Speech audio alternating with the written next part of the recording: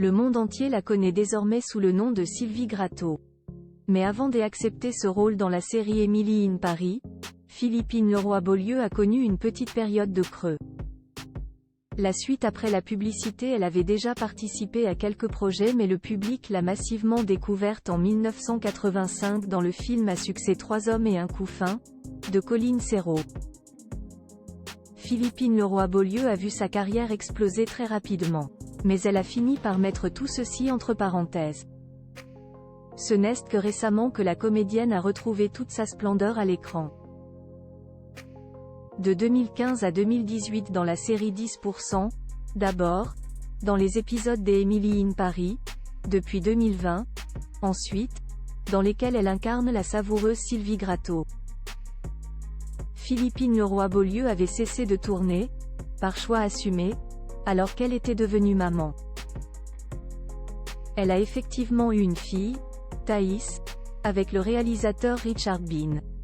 J'ai eu envie de vivre pleinement d'autres choses, et notamment ma maternité, explique-t-elle dans les pages du magazine Madame Figaro, dont elle fait la couverture le 26 janvier 2024. J'avais besoin d'écrire un parcours personnel. J'ai beaucoup travaillé sur moi. J'avais quelque chose à régler, comme découvrir mes démons pour mieux les tenir en laisse.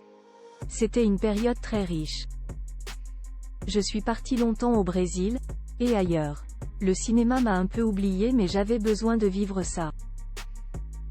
Ce n'était pas toujours facile.